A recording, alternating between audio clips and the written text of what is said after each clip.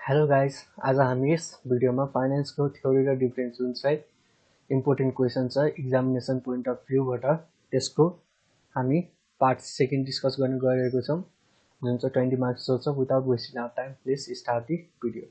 फर्स्टमा हाम्रो important question रहेको छ purpose of working capital. Working क्यापिटलको पर्पज के हो त? टु पे वेजेस पे गर्नको लागि युज गरिन्छ वर्किङ क्यापिटल। त्यसगरी meet day to day expense, यदि day to day expense meet गर्नु छ भने वर्किङ क्यापिटल रेज गर्न सकिन्छ। To hold cash for acquiring र मेटेरियल, क्यास होल्ड गर्ने के को लागि त? कुनै पनि र मेटेरियल एक्वायर गर्नको लागि। To hold finish goods up to sale, बेच्नु सम्मको लागि कुनै फिनिस गुड होल्ड गर्नु छ भने त्यति बेला पनि वर्किङ क्यापिटल हामीले रेज गरेर चाहिँ म्यानेज गर्न सक्छौँ त्यो फिनिस गुड्सलाई। त्यसै गरी reason for change in working capital, के हो रिजन त? वर्किङ क्यापिटल चेन्जेसको चेन्ज इन अपरेटिङ एक्टिभिटिज, यदि अपरेटिङ एक्टिभिटिज चेन्ज भयो भने वर्किङ क्यापिटल पनि चेन्जेस हुन्छ भने, change in operating cycle changes भयो भने त्यो पनि one of the main reason हो वर्किङ क्यापिटलको चेन्जेसको लागि। त्यसै गरी टेक्नोलोजिकल चेन्ज, पोलिसी चेन्ज र change in level of sales activity छ भने त्यसले पनि वर्किङ क्यापिटलको चेन्जेस गर्छ। यिनीहरू चाहिँ मेजर रिजन हो चेन्जेस इन वर्किङ क्यापिटल। त्यसै गरी टुल्स अफ फाइनेन्सियल फोरकास्टिङ, के हो त फाइनेन्सियल फोरकास्टिङको टुल्सहरू? पाँचवटा, बेसिकली चारवटा मेथड छ। Day sales method, percentage sales method, simple regression method र multiple regression method. Day sales method भनेको के हो? भनेको ट्रेडिसनल मेथड हो। यसले चाहिँ के गर्छ? Calculate the number of day sales, कति दिन चाहिँ सेल्स भयो त्यो क्यालकुलेट गर्छ डे सेल्स मेथडले। त्यसै पर्सेन्टेज सेल्स मेथड भनेको balance sheet item is express as percentage of sales, balance sheet आइटमलाई चाहिँ पर्सेन्टेज अफ सेल्सको आधारमा एक्सप्रेस गर्छ भने त्यसलाई पर्सेन्टेज सेल्स मेथड भनिन्छ। भने सिम्पल रिग्रेसन मेथडले के भन्छ भने based on past relationship between sales and asset item, यसले चाहिँ पास्ट रिलेसनसिप हेर्छ सेल्स र एसेट आइटमको, त्यो बेसिसमा चाहिँ फाइनेन्सियल फोरकास्टिङ गर्छ। भने मल्टिपल रिग्रेसन मेथड भनेको is assume that sales are function of several variety, यसले चाहिँ के एजुम गर्छ भने सेल्स चाहिँ भेरिएबल सेभरल भेराइटिजको चाहिँ फङ्सन हो भनेर यसले एजुम गर्छ। त्यसै गरी फ्याक्टर एफेक्टिङ वर्किङ क्यापिटल, केले चाहिँ वर्किङ क्यापिटललाई चाहिँ एफेक्ट गर्छ? क्रेडिट, अभियसली क्रेडिट पिरियडले एफेक्ट गर्ने भयो वर्किङ क्यापिटललाई। यदि धेरै क्रेडिट पिरियड छ भने वर्किङ क्यापिटल धेरै रेज गर्नु पर्यो, किनकि day to day business activities meet गर्नु पर्यो। त्यसै गरी डिभिडेन्ड पोलिसीले पनि वर्किङ क्यापिटललाई गर्छ। त्यसै इन्भेस्टमेन्ट पोलिसी, कस्तो इन्भेस्टमेन्ट पोलिसी चाहिँ अर्गनाइजेसनले अपनाएको छ त्यसले पनि वर्किङ क्यापिटललाई एफेक्ट गर्छ। अनि बिजनेस साइकल र लेभल अफ ट्याक्सले पनि वर्किङ क्यापिटललाई एफेक्ट गर्छ। यिनीहरू चाहिँ मेजर फ्याक्टर जसले चाहिँ वर्किङ क्यापिटललाई एफेक्ट गर्छ भनेर 2.5 मार्क्समा सोध्न सक्छ। त्यसै गरी नेक्स्ट हाम्रो स्टक स्प्लिट अथवा सेयर स्प्लिट भनेको के हो? रिभर्स स्प्लिट भनेको के हो? डिफरेन्स बिट्विन लेख भन्छ। स्टक स्प्लिट भनेको process of reducing paid of value and increasing number of outstanding share, यसले चाहिँ पेड अफ भ्यालुलाई चाहिँ डिक्रिज गर्ने र नम्बर अफ आउटस्ट्यान्डिङ सेयरलाई चाहिँ इन्क्रिज गर्ने काम गर्छ। फर इक्जाम्पल 100/10 पर सेयर छ भने त्यो भनेको 100/10 1000 भयो उसको fix value paid of value भने। अब यसले चाहिँ के गर्छ भने पेड अफ भ्यालुलाई डिक्रिज गर्छ र नम्बर अफ सेयर्सलाई चाहिँ इन्क्रिज गर्छ। त्यसै गरी मेन पर्पज भनेको to place company share in more popular trading, यसले चाहिँ केमा हेल्प गर्छ त? कम्पनीको सेयरलाई चाहिँ मोर पपुलर वेमा ट्रेडिङ गर्नको लागि र एट्र्याक्ट मोर बायर, यदि पपुलर ट्रेडिङ वेमा एट्र्याक्ट गरेको छ भने यसले अभियसली नि नयाँ बायरलाई चाहिँ एट्र्याक्ट गर्ने भयो। त्यसै गरी very difficult to company to maintain cash dividend per share before and after stock split, यो स्टक स्प्लिट र before and after stock split चाहिँ गऱ्यो भने भेरी डिफिकल्ट हुन्छ कम्पनीलाई चाहिँ cash dividend per share maintain गर्नको लागि। त्यसै गरी रिभर्स स्प्लिट भनेको employed under situation of falling price of the company, यदि कम्पनीको प्राइस चाहिँ फल भइरहेको छ भने त्यो केसमा चाहिँ रिभर्स स्प्लिट चाहिँ फलो गर्न सकिन्छ। नम्बर अफ आउटस्ट्यान्डिङ सेयर चाहिँ घटाइन्छ यसमा र पेड अफ भ्यालु चाहिँ इन्क्रिज गरिन्छ। यसमा चाहिँ के थियो? पेड अफ भ्यालुलाई घटाउँथ्यो भने नम्बर अफ आउटस्ट्यान्डिङ सेयरलाई बढाउँथ्यो भने यसमा नम्बर अफ आउटस्ट्यान्डिङ सेयरलाई चाहिँ घटाएर चाहिँ पेड अफ भ्यालु चाहिँ बढाउने काम गरिन्छ।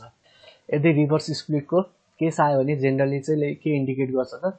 Financial difficulty of firm. त्यसै गरी stock dividend versus stock split के हो त stock dividend versus stock split par value of share does not change stock डिभिडेन्डमा पार भ्यालु चाहिँ सेयरको चेन्ज हुँदैन भने स्टक स्प्लिटमा चाहिँ पार भ्यालु डिक्रिज हुन्छ त्यसैगरी रिक्वायर्ड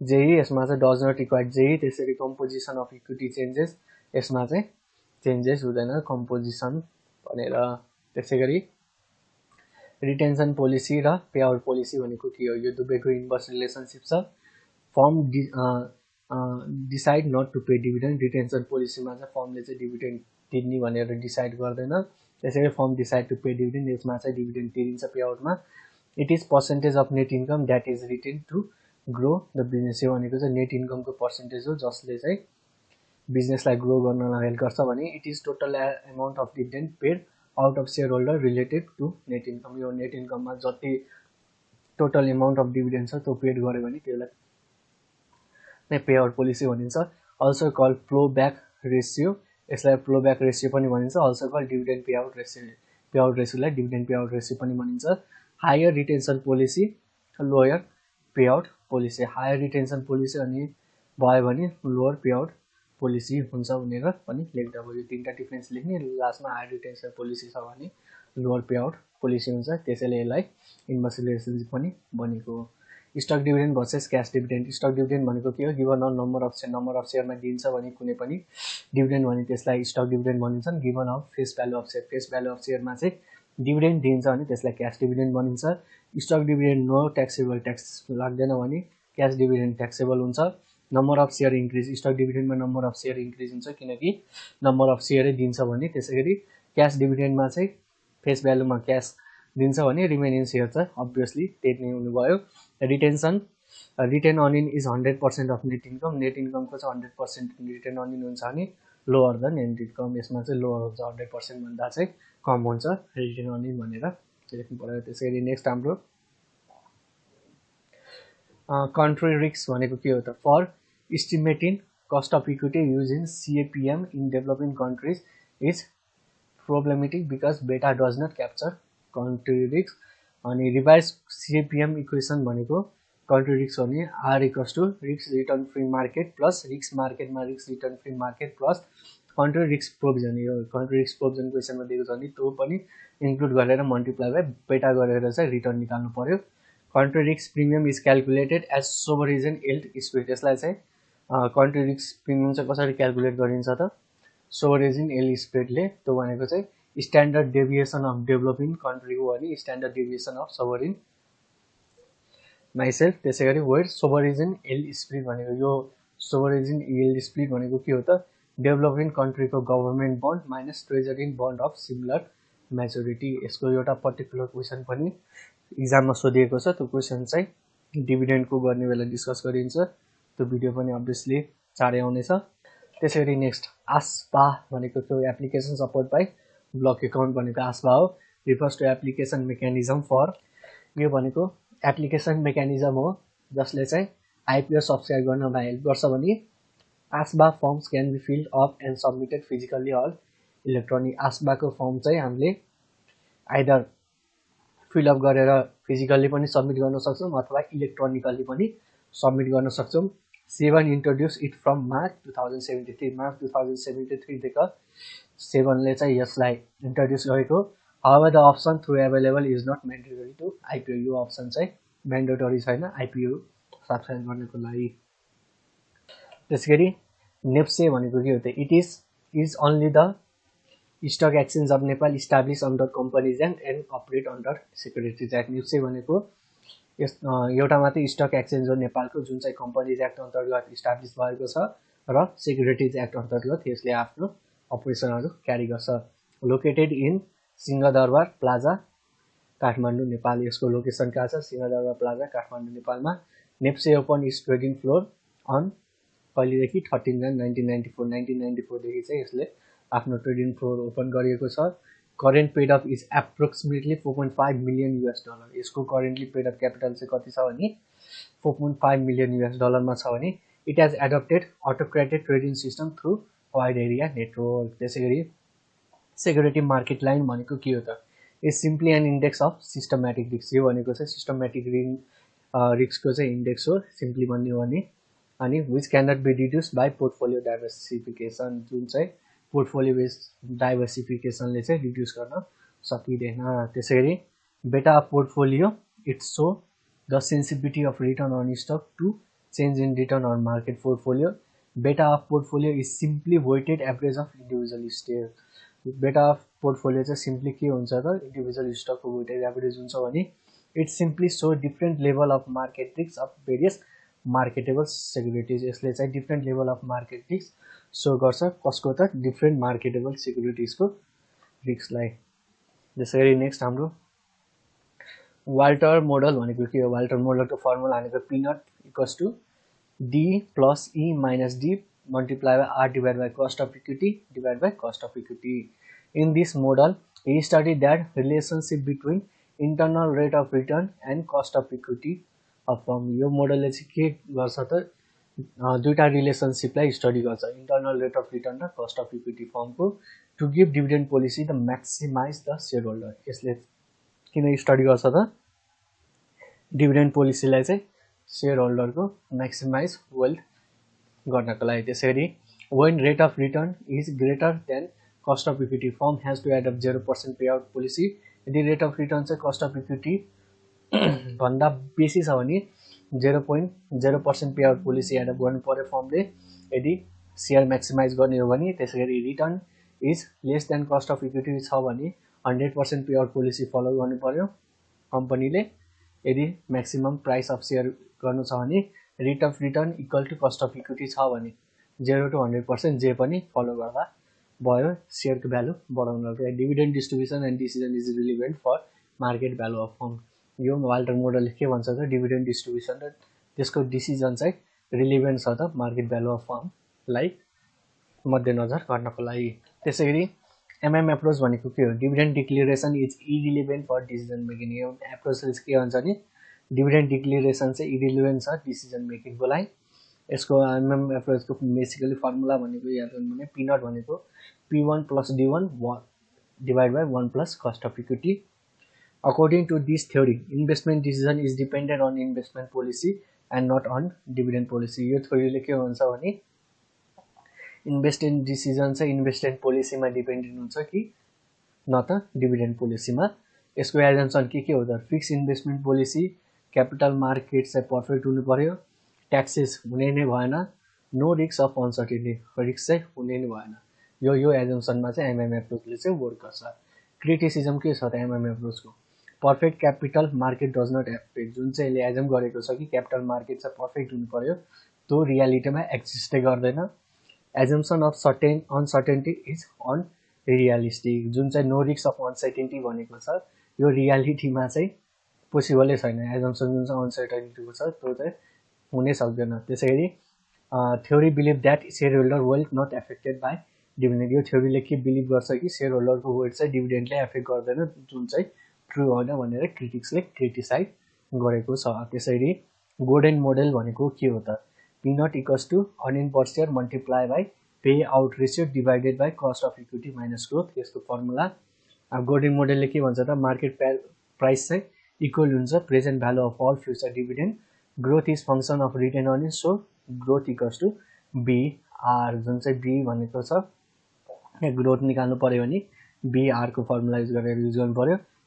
त्यसैगरी when return is greater than cost of equity, Gordon मोडलले के भन्छ नि यदि रिटर्न चाहिँ कस्ट अफ इक्विटी भन्दा ग्रेटर छ भने prices per share decrease, also called growing firm. Prices per share decrease हुन्छ र यसलाई ग्रोइङ फर्म भनिन्छ। यदि रिटर्न चाहिँ लेस छ कस्ट अफ इक्विटी भन्दा प्राइस पर सेयर इन्क्रिज हुन्छ र यसलाई डिक्लाइनिङ फर्म भनिन्छ। यदि रिटर्न इक्वल छ कस्ट अफ इक्विटीसम्म भने no change in price per share चेन्जै हुँदैन र यसलाई नर्मल फर्म भनिन्छ। Tax consideration in dividend policy के छ त डिभिडेन्ड पोलिसीमा चाहिँ ट्याक्सको कन्सिडरेसन। Dividend policy is directed by provision of income tax. Income ट्याक्सको प्रोभिजनले चाहिँ डिभिडेन्ड पोलिसीलाई डाइरेक्ट गरेको छ। If form has large number of owners in high tax bracket, यदि कुनै पनि फर्ममा चाहिँ लार्ज नम्बर अफ ओनर जो चाहिँ हाई ट्याक्स ब्राकेट रेटमा छ भने is dividend policy may be to have higher retention and vice versa. यसको डिभिडेन्ड पोलिसी चाहिँ हायर रिटेन्सनमा हुन्छ र 22 वर्ष भनेको अब लो ट्याक्स ब्राकेटमा छ नि लो रिटेन्सनमा हुन्छ डिभिडेन्ड पोलिसी भनेर डिस्क्राइब गर्नु पर्यो।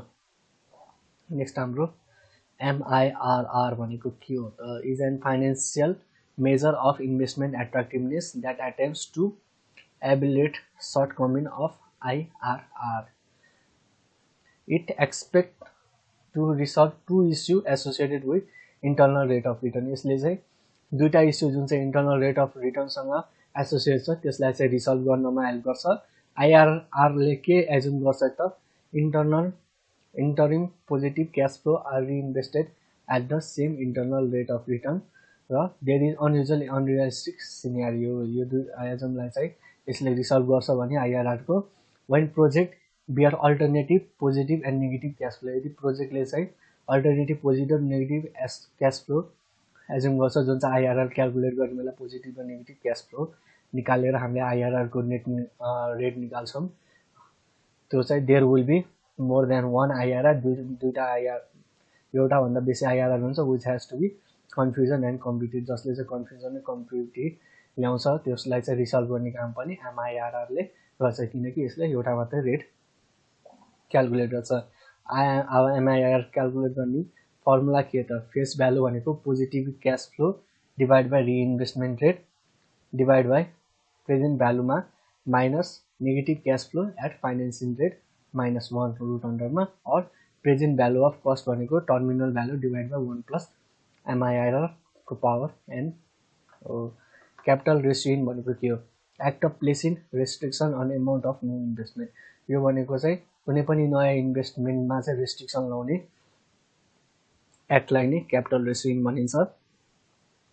Accepting a project based on either project profitability index or internal rate of.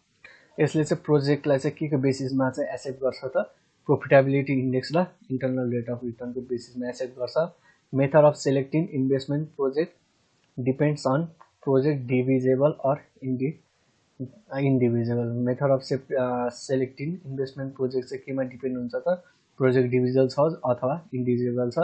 Types भनेको एक्सटर्नल क्यापिटल रेसियो र इन्टरनल क्यापिटल रेसियो। टाइप्स भनेको एक्सटर्नल क्यापिटल रेसियो हुनसक्छ अथवा इन्टरनल क्यापिटल रेसियो हुनसक्छ।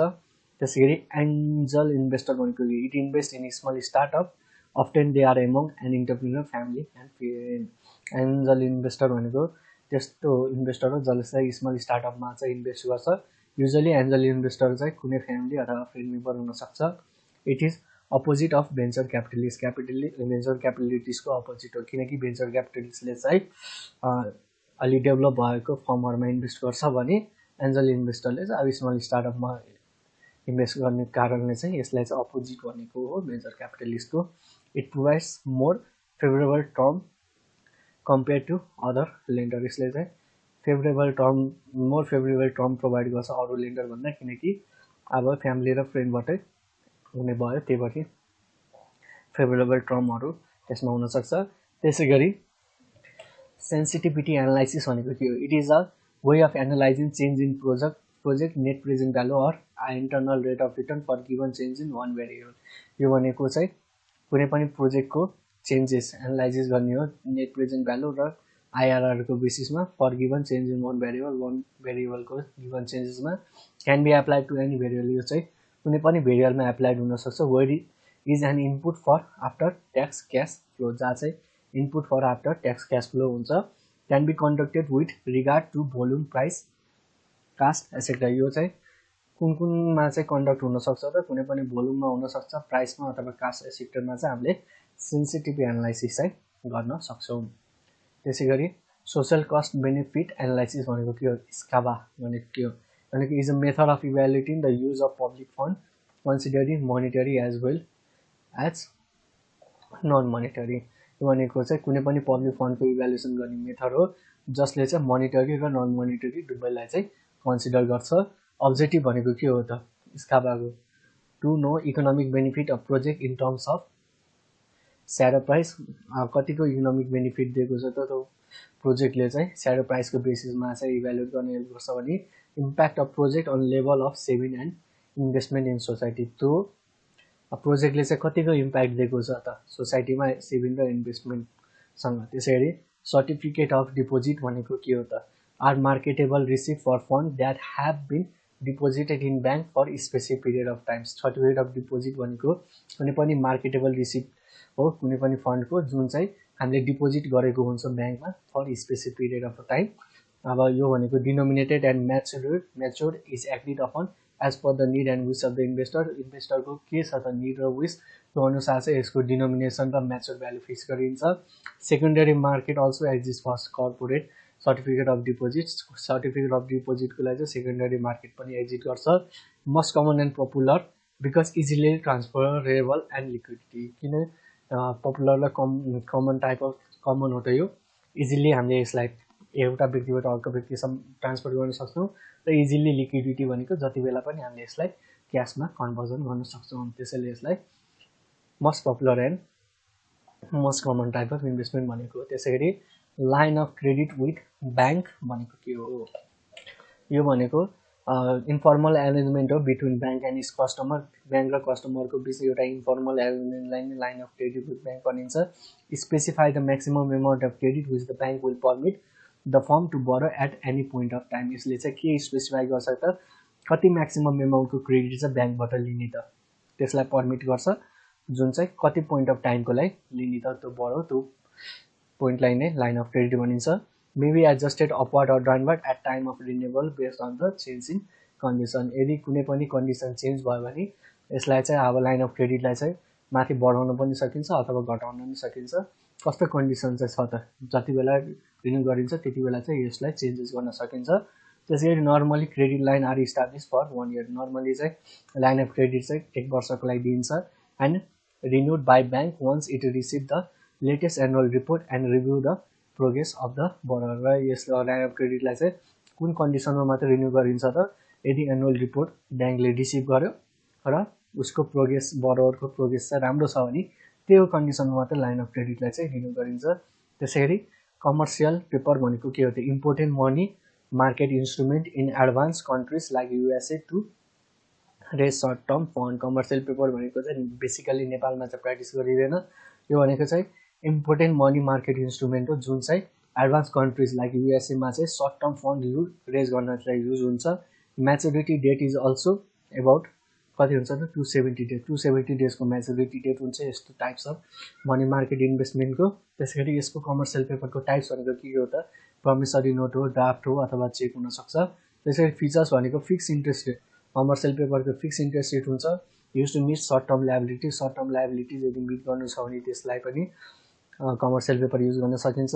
अनि lot size is generally 1 lakh. 1 लाखसम्मको चाहिँ हामीले short term fund use गर्नलाई चाहिँ यसको एमाउन्टको म्याक्सिमम भ्यालु हो हामीले जुन रेज गर्न सक्छौँ। त्यसै गरी रिभल्भिङ क्रेडिट म्यानेजमेन्ट भनेको के हो त? यो भनेको line of credit within borrower pay a fix fee to borrow. अनि भनेको यस्तो लाइन अफ क्रेडिट हो जहाँ चाहिँ बरोवरले चाहिँ फिक्स फी पेड गर्छ त कुनै पनि बरो फन्ड बरो गर्नको लागि। Types of debt is short term and usually up to 3 months। Types of debt चाहिँ रिभल्भिङ क्रेडिट म्यानेजमेन्टमा सर्ट टर्मको हुन्छ र यसको युजली टर्म भनेको 3 महिनाको हुन्छ। Very useful at time one firm is not certain about its fund requirement. यो कति बेला युजफुल हुन्छ त? त्यति बेला जब चाहिँ फर्मलाई चाहिँ के सर्टेन छैन कि कुनै पनि फन्ड चाहिँ रिक्वायर्ड आउँछ कि आउँदैन भने। त्यसै गरी फाइनेन्सियल इन्टरमिडिएट्स भनेको के हो त?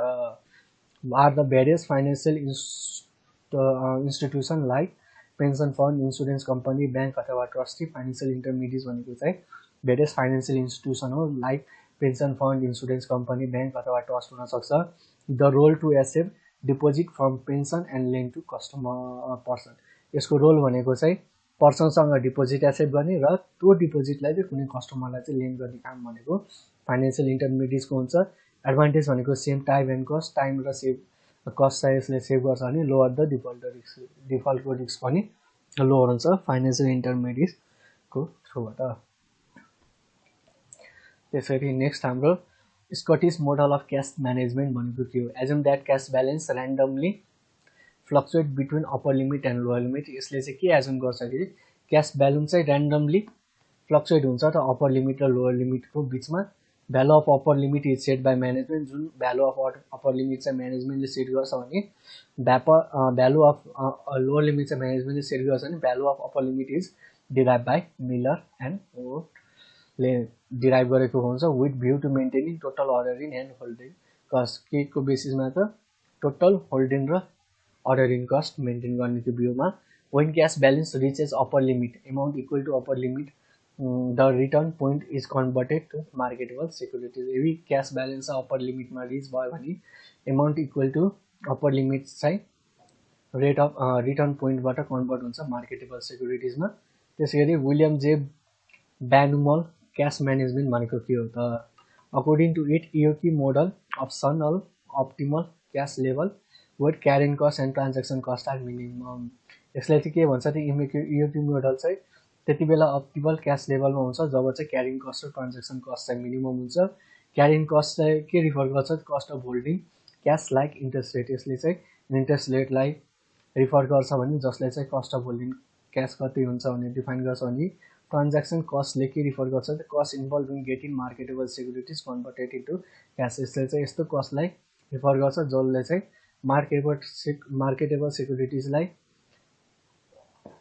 क्यासमा चाहिँ कन्भर्ट गर्नमा गर्छ त्यसलाई चाहिँ इन्क्लुड गर्छ optimal cash balance according to this model is that point where their two cost are equal optimal cash चाहिँ यो मोडल अनुसार चाहिँ कति बेला हुन्छ त जब दुईटा कस्ट चाहिँ इक्वल हुन्छ त्यसैगरी Miller Orr model of cash management भनेको के हो assume that distribution of cash flow is normal यसले चाहिँ के एजुम गर्छ कि क्यास फ्लोको डिस्ट्रिब्युसन चाहिँ नर्मल छ when the cash balance of company touches upper limit यदि cash balance चाहिँ कुनै कम्पनीको upper limit मा टच भयो भने purchase number of sellable securities that helps to come back desired level यसले चाहिँ के भन्छ भने sellable securities चाहिँ purchase गर्ने जसले चाहिँ उसलाई चाहिँ desired लेभलमा चाहिँ कम ब्याक गर्नमा हेल्प गर्छ when the cash balance of company touch lower limit अब कम्पनीको चाहिँ cash balance चाहिँ lower limit मा छ भने आफूसँग भएको कुनै सेल सेक्युरिटिजलाई चाहिँ ग्यादर गर्ने इनफ टु फिक्स प्रब्लम त प्रब्लमलाई चाहिँ फिक्स गर्नलाई different between the upper and lower limit depends on the following के मात्रै डिपेन्ड हुन्छ त एम क्यास म्यानेजमेन्ट अनुसार अप्पर र lower limit transaction cost interest rate कस्तो छ र standard deviation of cash flow त्यसैगरी नेक्स्ट हाम्रो assumption of economic lot size economic EOQ assumption के हो त कन्स्ट्यान्ट डिमान्ड अफ क्यास क्यासको डिमान्ड कन्स्ट्यान्ट हुन्छ ट्रान्ज्याक्सन कस्ट पनि कन्स्ट्यान्ट हुन्छ होल्डिङ कस्ट पनि कन्स्ट्यान्ट हुन्छ जेरो कन्भर्जन पिरियड हुन्छ यो एजुम गर्छ भने त्यो इकोनोमिक लट साइजको एजुम्सन हो 4 kind of float with reference of cash management के हो त क्यास म्यानेजमेन्ट अनुसार 4 काइन्ड अफ फ्लोट एउटा बिलिङ फ्लोट हुन्छ मेल फ्लोट हुन्छ चेक प्रोसेसिङ फ्लोट हुन्छ र ब्याङ्क प्रोसेसिङ फ्लोट हुन्छ बिलिङ फ्लोट भनेको के हो time between the sale and mailing of invoice यो भनेको चाहिँ सेल र मेलिङ अफ इन्भोइसको बिचको टाइमलाई बिलिङ फ्लोट भनिन्छ मेल फ्लोट भनेको time when cheque is being process by post अफिसबाट जब चेक चाहिँ प्रोसेस हुन्छ त्यसलाई त्यो टाइमलाई चाहिँ मेल फ्लोट भनिन्छ भने चेक प्रोसेसिङ फ्लोट भनेको time required for seller to sort records and deposit the cheque after it has been receive by the कम्पनीले कुनै पनि चेक रिसिभ गरेपछि जबसम्म त्यो चेक डिपोजिट गर्ने टाइम हुन्छ त्यो टाइम डिपोजिट रेकर्ड गर्ने र सर्ट गर्ने टाइम हुन्छ त्यो सेलरले त्यसलाई चाहिँ चेक प्रोसेसिङ फ्लोट भनिन्छ अनि ब्याङ्क प्रोसेसिङ फ्लोट भनेको time from the deposit of cheque to credit in the fund in the seller account अब हामीले चेक डिपोजिट गरेको टाइमदेखि लिएर ब्याङ्कले जबसम्म त्यो चेकलाई चाहिँ सेलरको एकाउन्टमा क्रेडिट गरिदिँदैन त्यो टाइमलाई चाहिँ ब्याङ्क प्रोसेसिङ फ्लोट भनिन्छ त्यसैगरी रिपर्चेज एग्रिमेन्ट स्यास रिपो लोन भनेको के हो त one of the important question यो चाहिँ is an instrument for raising short term fund यो भनेको चाहिँ एउटा इन्स्ट्रुमेन्ट हो जसले चाहिँ सर्ट टर्म फन्डलाई रेज गर्न इस्यु गर्छ in this one party sell securities to another and agree to repurchase those यसमा चाहिँ के हुन्छ भने एउटा पार्टीले चाहिँ एग्री गर्छ कि उसको सेक्युरिटिज सेल गर्ने के कन्डिसनमा चाहिँ त्यो सेक्युरिटिज उसले रिपर्चेज गर्छ कुनै पर्टिकुलर पिरियडपछि the implicit rate on this agreement is known as repo rate जुन रेट चाहिँ यसमा इम्प्लिकेट रेट हुन्छ एग्रिमेन्टमा त्यसलाई चाहिँ रिपो रेट भनिन्छ अब्जेक्टिभ भनेको effectively borrowing and lending to other party यसको अब्जेक्टिभ भनेको इफेक्टिभली बोरोइङ गर्ने र अनि अदर पार्टीलाई चाहिँ लेन्डिङ गर्नमा हेल्प गर्छ त्यसैगरी स्टक रिपर्चेज भनेको means firm buy back of its one outstanding share to reduce the number of share यो भनेको चाहिँ कम्पनीले चाहिँ आफ्नै सेयर बाइब्याक गर्ने जुन चाहिँ आउटस्ट्यान्डिङ सेयर हुन्छ के को लागि त नम्बर अफ सेयर चाहिँ रिड्युस गर्नको लागि can be purchase either in security market or self tender offer or negotiable बेसिसमा। यो चाहिँ अब सेक्युरिटी मार्केटबाट पनि बाइब्याक गर्न सकिन्छ, अब सेल्फ टेन्डर अफरबाट पनि अर्गनाइजेसनभित्रैबाट पनि बाइब्याक गर्न सकिन्छ, अथवा डिफ्रेन्ट सेयर होल्डरसँग चाहिँ नेगोसिएबल बेसिसमा पनि बाइब्याक अथवा स्टक पर्चेस गर्न सकिन्छ। रिजन भनेको to permanent relative retire the share, permanently चाहिँ आउटस्ट्यान्डिङ सेयरलाई चाहिँ रिटायर गर्ने भनेको रिजन हुनसक्छ भने go private by purchasing all share for outstanding share stake holder. अब कुनै पनि अनरले चाहिँ अब आफ्नो सेयरहरू चाहिँ कुनै अरू व्यक्तिलाई बेचेको छ भने त्यो आउटस्ट्यान्डिङ सेयर चाहिँ किनेर चाहिँ आफै प्राइभेटली एक्लैले चाहिँ रन गर्नलाई चाहिँ उसले स्टक रिपर्चेस गर्न सक्छ। त्यसै गरी रिभर्स टेकओभर र रिभर्स मर्जर भनेको के हुन्छ? Is an acquisition of public company by private company. यो भनेको चाहिँ पब्लिक कम्पनीले चाहिँ प्राइभेट कम्पनीलाई चाहिँ एक्विजिसन गर्ने हो, so that private company can bypass the lengthy and complex process of going. Benefit भनेको इजिली क्यापिटल मार्केट एसेसिबिलिटी, यसले चाहिँ इजिली मार्केटको एसेसिबिलिटीलाई क्यापिटल गर्नु हेल्प गर्छ। अनि being of tax on cash flow loss of acquired company, this concept is yet to be implement in Nepalese capital market. यो reverse takeover र रिभर्स मर्जरको कन्सेप्ट चाहिँ येट नेप्लिज मार्केटमा चाहिँ इम्प्लिमेन्ट गर्न बाँकी छ। Till date no such publicly traded companies has been acquired by the private company. Till अहिलेसम्मको हिस्ट्री हेर्नु भने चाहिँ कुनै पनि पब्लिक ट्रेडेड कम्पनी चाहिँ प्राइभेट कम्पनीले चाहिँ एक्वायर गरेको देखिँदैन। नेक्स्ट हाम्रो WACC भर्सेस MCC। WACC भनेको represent cost of existing capital भने represent cost of new capital. MCC भनेको चाहिँ नयाँ क्यापिटलको कस्टलाई रिप्रेजेन्ट गर्छ अनि not relevant for decision making. WACC चाहिँ रिलेभेन्ट छैन डिसिजन मेकिङको लागि, रिलेभेन्ट फर डिसिजन मेकिङ। यो चाहिँ रिलेभेन्ट छ डिसिजन मेकिङको लागि। त्यसै गरी फ्लोटिङ कस्ट र ट्रान्ज्याक्सन कस्टको डिफ्रेन्स बिट्विन के हो त? फ्लोटिङ कस्ट भनेको cost incurred for raising fund for market. यो भनेको चाहिँ कस्ट जुन चाहिँ मार्केटबाट कुनै पनि क्यापिटल फन्ड रेज गर्नमा इन्कर्ड हुन्छ त्यसलाई हामीले फ्लोटिङ कस्ट भनिन्छ। के हो त? इक्जाम्पल भनेको एउटा ब्रोकेज हुनसक्छ, अन्डर राइटिङ कमिसनहरू हुनसक्छ, त्यो भनेको फ्लोटिङ कस्टमा पऱ्यो। Effect the balancing nature of interest and external financing, यसले चाहिँ इन्ट्रेस्ट र एक्सटर्नल फाइनेन्सिङको ब्यालेन्सिङलाई नेचरलाई चाहिँ एफेक्ट गर्छ। It implies that net profit from sale of new share is always less than face value of share depending upon the size. यसले चाहिँ के implies गर्छ त? Net profit from sale of new सेयरबाट जुन net profit हुन्छ त्यो चाहिँ जहिले कम हुन्छ फेस भ्यालु अफ सेयरभन्दा डिपेन्डेन्ट अपन द साइज। त्यसै गरी ट्रान्ज्याक्सन कस्ट भनेको cost associate with sale of securities of share holder. यो भनेको चाहिँ कुनै पनि सिक्युरिटी सेल गर्दाखेरि जुन कस्ट एसोसिएट हुन्छ त्यसलाई हामी ट्रान्ज्याक्सन कस्ट भनिन्छौँ। It paid investor will have to sell security in excess of income they will be receive. If paid यदि तिर्यो भने के हुन्छ त? इन्भेस्टरले चाहिँ के हुन्छ आफ्नो सिक्युरिटी चाहिँ एक्सेस अफ इन्कममा चाहिँ रिसिभ गर्छ। त्यसरी क्यापिटल स्ट्रक्चर्सको थ्योरी पनि इम्पोर्टेन्ट छ। नेट इन्कम एप्रोच भनेको के हो, ट्रेडिसनल एप्रोच भनेको के हो, नेट अपरेटिङ इन्कम एप्रोच भनेको के हो र MM एप्रोच भनेको के हो, क्यापिटल स्ट्रक्चर थ्योरी जन्छ। यो चाहिँ क्यापिटल स्ट्रक्चरको प्र्याक्टिकल गर्ने बेला डिस्कस गरौँला। Thank you guys, hope you enjoy learning. यहाँबाट तपाईँलाई यो पार्ट 2 भिडियो पार्ट 3 भिडियो यसको अभियसली ल्याउनेछौँ, किनकि फाइनेन्सको बेसिकल्ली धेरै क्वेसन अरू कहाँबाट सोधिन्छ एक्ज्याक्टली पनि भन्न सकिँदैन। So thank you, hope you enjoy learning, have a nice day.